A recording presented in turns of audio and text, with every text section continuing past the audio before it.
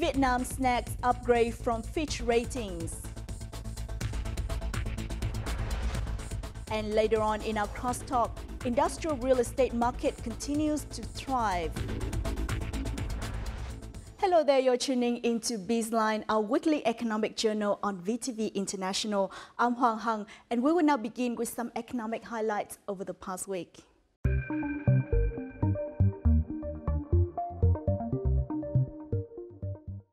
Fitch Ratings have upgraded its rating for Vietnam, noting the country's improving track record on economic policy, debt and reform.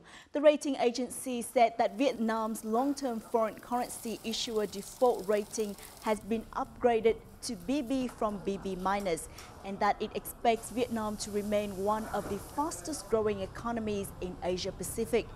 General government debt is forecast to decline to below 50% of GDP by 2019, according to Fitch calculations. Meanwhile, budget deficit is estimated to narrow to about 4.6% of GDP in 2018, from about 4.7% in 2017. More than 100 Vietnamese businesses and 20 Korean businesses gathered in Hanoi on Wednesday to take part in the Vietnam-Korea Business Forum, which was aimed at giving Korean businesses a chance to introduce their high-quality products to Vietnam and to cooperate with Vietnamese enterprises. Many Korean businesses expected more field trips to Vietnam to sign contracts with Vietnamese partners. Since March, this forum has been the second event that was organized by the Vietnam Chamber of Commerce and Industry and the Korean counterpart. South Korea now ranks first in direct investment and second in trade, ODA and tourism in Vietnam. A delegation from the European Commission or EC's Directorate General for Maritime Affairs and Fisheries started its working trip to Vietnam on Tuesday to inspect Vietnam's fishing activities. The delegation works independently and does not give notice to inspection sites. The 9-day investigation will impact EC's decision to remove the yellow card for Vietnam's fisheries. Minister of Agriculture and Rural Development Nguyễn Xuân Cường asserted that authorities will support the working team in the spirit of transparency. The Ministry of Planning and Investment is collecting feedback for a draft decree on the management and use of official development assistance or ODA and preferential loans from foreign assistance, which will replace a decree issued on April the 23rd, 2013. According to the draft decree, ODA will be prioritized for projects in policy development, institutional reform, and human resource development. These projects will directly support the enhancement of socio-economic and cultural issues. The draft decree also includes a mechanism for the private sector to gain access to ODA and preferential loans. On July 16, the Vietnam Commodity Exchange Department will officially go into operation. The department will allow interconnection of Vietnamese and global community exchanges. Unlike previous commodity exchanges that only serve as brokers for foreign exchanges, the Vietnam Commodity Exchange will serve as an organizer. The expected list of goods will include 40 main items. 104% is a remarkable growth number for Vietnamese exports to India. This is considered one of the markets with the most impressive growth for Vietnamese products. At the end of April last year, Vietnam had a trade deficit of $359 million. However, during the same period this year, Vietnam had a trade surplus of nearly $800 million to India. Vietnam has 5 main export groups to India, which have reached a turnover of more than $100 million. Over the past 10 years, the state budget has provided support for VietGap certification and training. However, results are still very limited. According to the General Statistics Office, the country has 29,500 farms, but less than 1,500 units have been granted VietGap certificates. The yields of agro products with VietGap standards remain low, with VietGap Pangasius accounting for less than 18%, vegetable for 1.1%, rice for 0.01% of total production. As a result, the number of Vietgap products qualified for exports remain low. The Vietnam Competition Authority, or VCA, under the Ministry of Industry and Trade, has come to a conclusion in its preliminary investigation into Grab's purchase of Uber in Vietnam, which is suspected to have breached regulations on economic concentration under the country's law on competition. Its conclusion shows that the combined market share of both Grab and Uber in Vietnam is above 50%, which is a violation of the law. The VCA will submit the files to the Vietnam Competition Council for further processing. Those are some economic highlights of the week. Up next in our crosstalk, we will discuss the current development and future prospect for industrial real estate in Vietnam.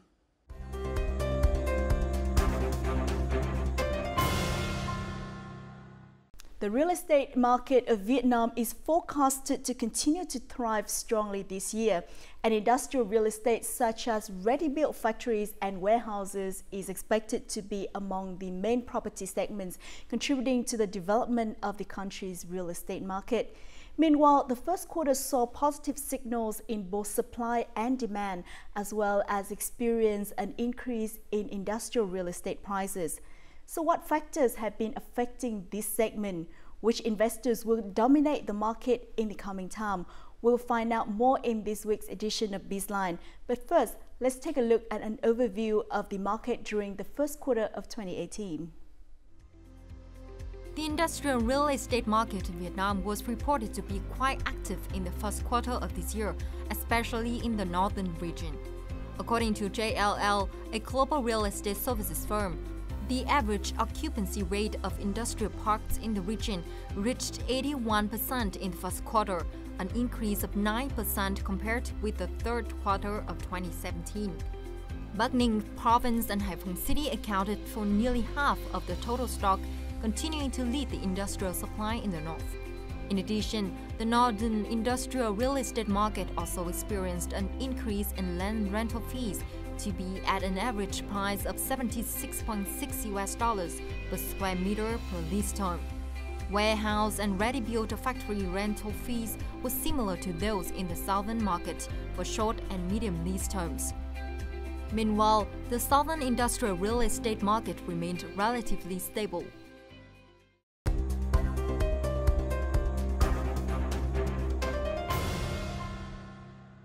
In order to have a closer look into the industry real estate market in Vietnam, we invited to our studio today Mr. Matthew Powell, Director of Savile's Hanoi. Well, thank you so much for joining us. Thank you. Thanks for having me.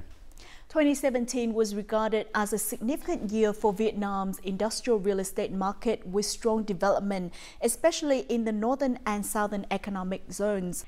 This year, the occupancy rate in the industrial parks in the north has reached an impressive figure of 80%. How does this reflect the potential and development of industrial real estate market in the region? The northern region's been very popular with industrial real estate investors and also those industrial companies that are taking the factories and the ready-made space. So in Bắc Ninh and Thanh Hoa particularly, they have the second and third places for FDI over last year, so very popular with those tenants. This is mainly due to the infrastructure. There's been very good infrastructure surrounding the industrial developments in the northern region, so Hải Phòng, Bắc Ninh, Thanh Hoa, etc., around Hanoi. So the road infrastructure, the bridge infrastructure, the access to Hải Phòng port, the deep sea port, which also has a large amount of industrial real estate around that, particularly by the deep sea industrial estate there, which has been very popular. The quality of the industrial real estate developers has been very high, and this has really appealed to those high-tech industries that require very advanced property and advanced infrastructure and very quick processing times. Now, which are the main factors influencing Vietnam's industrial real estate market since the beginning of the year? So there's been a huge amount of encouragement and incentive from central government to improve industrial real estate. It's really a headline factor for the development of the economy at the moment. So the Prime Minister's given the green light to a 920 million 5-point infrastructure development plan. So this covers a lot of things in terms of the infrastructure development, high-tech parks, industrial parks, customs control, border processing. So there's been a lot of incentives and encouragement from central government. There's been quite a lot of policy changes as well, so to encourage industrial real estate investors and industrial manufacturing companies. Foreign investors can now set up logistics companies, so this is obviously very crucial for the development of industrial sector, for moving this product around and making sure it's distributed properly. So that's introduced a new competitive element to the logistics sector. There's been some ports changing port situation. So, for example, along the Saigon River, there's been the removal of 10 of the smaller ports. So this has been, encouraging, development perhaps in the north and perhaps in some of the larger industrial areas. So, in general, aside from the labour cost, the widely spoken English, lots of graduates coming through and a good labour force. So we know some of the traditional reasons why a lot of the companies have come here. But in the last 6 months, the government's been putting a huge amount of incentives, whether it's tax incentives or incentives for real estate developers to really look at this industrial real estate and logistics sector. Vietnam currently has 328 industrial parks, according to the latest statistics of the Economic Zone Management Department under the Ministry of Planning and Investment. 223 of them are in operation with an average occupancy of about 73%. The development of those parks has contributed to the industrial real estate sector. Sự phát triển của công nghiệp kéo theo đô thị, kéo theo dịch vụ, làm tăng nhiệt cái thị trường bất động sản, làm tăng giá trị đất đai xung quanh những cái hoạt động đầu tư vào khu công nghiệp. Mặc dù trong đầu năm nay có thể chững lại một chút về cái đầu tư FDI, nhưng nó vẫn còn cái hiệu ứng của cái đầu tư của những thời kỳ trước. This is thanks to the foreign direct investment flowing into the country, especially in the manufacturing sector. A lot of activity in the industrial sector so far this year is really backed up by strong demand moving from China. A lot of manufacturers now, both Chinese and foreign manufacturers, looking to move out of China, so that low-cost manufacturing. A lot of the manufacturers and occupiers in industrial zones now looking to expand in Vietnam, which is very good news for the sector. Newly registered capital in the first quarter of this year was reported to be nearly 25% lower than the same period last year, according to the Foreign Investment Agency under the Ministry of Planning and Investment. However, about 60% of the amount still flowed into the manufacturing sector, which is said to be a positive contributor to the industrial real estate market. Meanwhile, experts forecast that FDI into Vietnam this year will be lower than in 2017. Samsung thì theo như công bố cho đến bây giờ thì tôi cũng chưa nhận thấy là họ có công bố có tiếp tục tăng thêm vốn của năm 2018 hay không. Ngoài ra thì tôi cũng có nghe một số thông tin, ví dụ như LG chẳng hạn, thì người ta cũng đã cam kết để khoảng trên 500 triệu đô. Đấy là những cái dự án lớn. Còn những cái dự án lớn khác nữa mà chúng ta đang kỳ vọng từ giờ đến cuối năm thì cho đến hiện nay thì cũng chưa có những cái thông tin gì nó khả quan.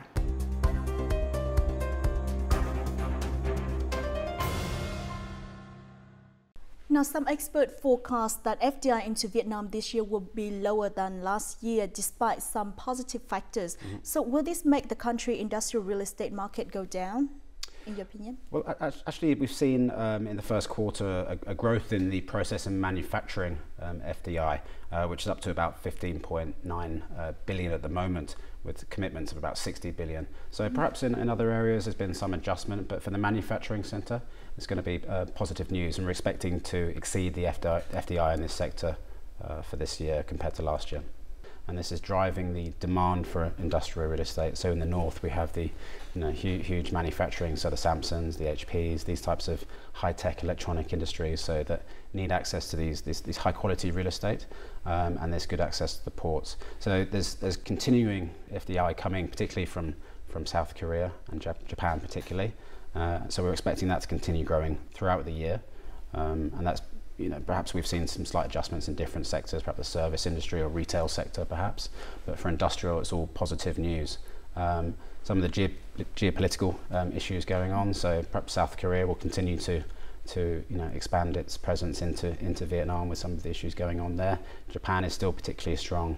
Now, which regions will industrial real estate develop the most this year? Well, as you said earlier, the occupancy is very high, so the simple answer is everywhere, but particularly in the north, we're expecting to see a lot of development going on in Haiphong. So the deep sea port particularly is continuing to expand its offer to manufacturing tenants. Occupancy around the Hanoi area, so Bac Ninh and Hanoi itself, is also very high. And then there's a number of large industrial developments slated to continue or expand or go into second phases later this year. In the south, again, continuing to expand, particularly the Kai Map industrial zone. The market has seen a real estate fever in special economic zones. Now, what is your opinion on this fever and will it be cooling down? So this is typically driven by individuals or smaller organisations buying up plots of land purely as a speculation issue. So there has been a bit of fever, particularly areas like Phu Quoc, for example, where people have been expecting to see 3-4 X increases in their investment. So this is that leads to a massive fever and interest in buying those plots. It's not healthy for the development of the industrial real estate, so it's going to affect the land prices. Obviously, have been jumping up quite significantly. So the government has put in restrictions to limit these types of smaller transactions and limit this speculation going in these special economic zones. That is not the purpose of setting up a special economic zone. It's to provide incentives and encourage larger investment to come into these zones rather than to build up a short-term profit-making speculation market. So thankfully these measures have been put in place, and that has rapidly cooled these issues down, and things will adjust back to more feasible prices and enable both the industrial real estate developers need huge quantities of land, so these fluctuations in land prices can be very negatively impact their operations and their business case, and vice versa, and also with the manufacturing companies as well. They're very price conscious, and they'll be looking not only within Vietnam but also within the region as well. So it's important these types of prices are contained to a healthy market factor and healthy market growth rather than speculation. But this should be over now, hopefully. The real estate market saw nearly 800 transactions in Vân Đồn District, Quảng Ninh Province in the first quarter of this year, with prices increasing 5 to 7 times. Investors expected to earn good profits as Vân Đồn is among the 3 localities to be promoted to special economic zones. Vân Đồn là tiếp giáp với cái thị trường lớn là Trung Quốc, và chúng ta có thể phát triển những cái hệ thống công nghiệp mà theo dạng công nghệ cao, và khi phát triển những cái đó thì chắc chắn rằng nó sẽ tạo ra một cái sự sôi nổi trong các cái hoạt động về công nghiệp, hoạt động về công nghệ. Chúng tôi cho rằng là đều có những cái ảnh hưởng tích cực. Along with Vân Đồn, Vietnam is developing Bac Vân Phong and Phu Quoc to special economic zones, aiming to scale up foreign investment into the country by providing greater incentives and fewer restrictions to investors in the zones. However, some experts say that they may not be what foreign investors are really looking for. Phú Quốc như Vân Phong, Bắc Vân Phong hoặc là như Vân Đồn thì tôi cho rằng là đấy không phải là những cái địa điểm mà tập trung lao động hoặc lao động giá rẻ. Cho nên chúng ta không kỳ vọng là những cái khu này sẽ phát triển quá mạnh về các cái ngành sản xuất, đặc biệt là những cái ngành như là chế tác chẳng hạn. According to the draft law on special administrative economic zones, some notable incentives for investors are 99-year term for land leases, income tax exemption, as well as land and water rent exemption for 20 to 30 years.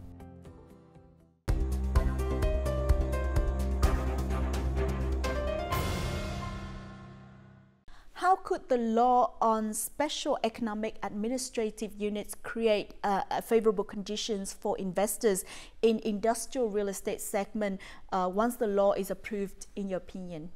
The idea is to improve and encourage more investment into these locations.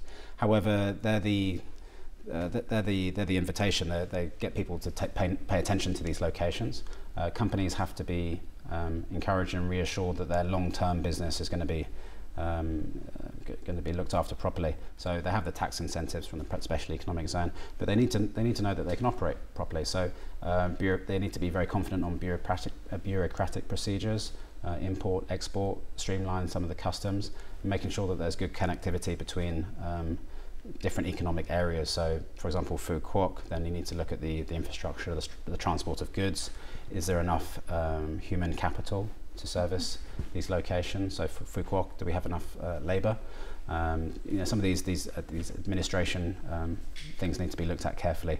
The SEZs are very important to get that initial interest, but then we've got to maintain it and lock it in over the longer term. So it's encouraging demand from these manufacturing companies. So to meet that demand, then industrial real estate developers are going to be increasing their supply in those areas and making sure that the infrastructure, the services and the facilities that these companies need to operate are provided. So we're going to be seeing investment firstly from the industrial real estate companies, which is going to then drive and supply the demand for the tenants or the long-term users or buyers of the manufacturing companies themselves. So it's we've seen from the speculation that there's been an increase in value, and individuals and smaller organisations have seen the future demand. We have to remember a lot of these locations are fairly new locations, let's say, so we're coming off a low base, so we'd expect to see rising demand, rising prices, but with this infrastructure will affect a lot of the surrounding areas. There's going to be improved roads, improved port systems, improved utilities.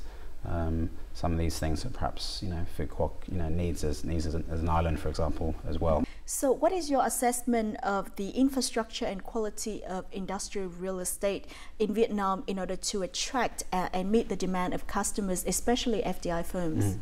Vietnam's been very successful in attracting a lot of these large FDI organisations, but we can't continue to rely on perhaps lower labour costs and tax incentives alone.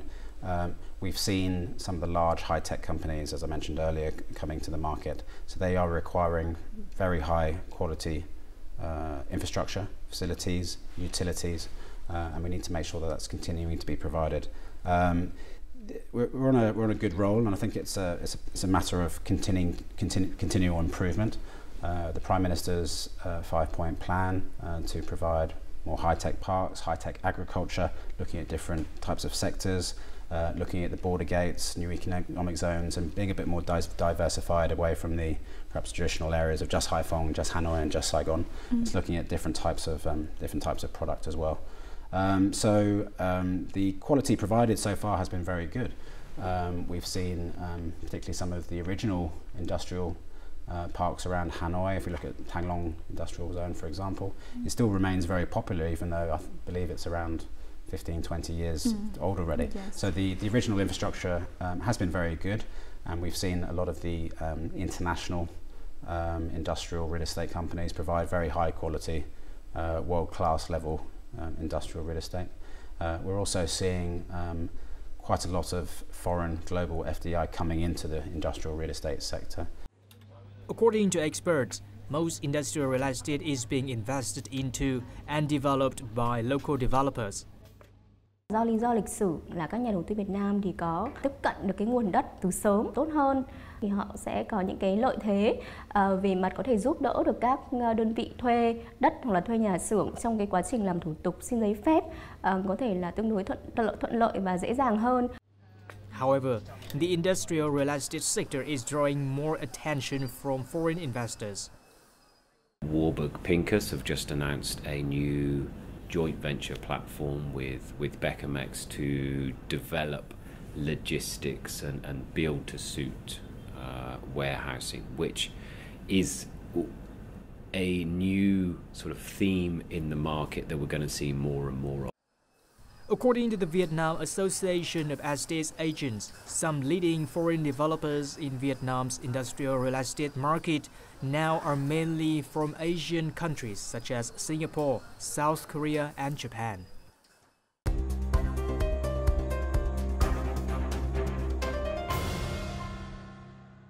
Now, many investors in industrial real estate now are foreign ones. So what is your opinion on the potential and competitive advantage of domestic developers as well as the competition between domestic and foreign developers? There are differences and there are pros and cons of each.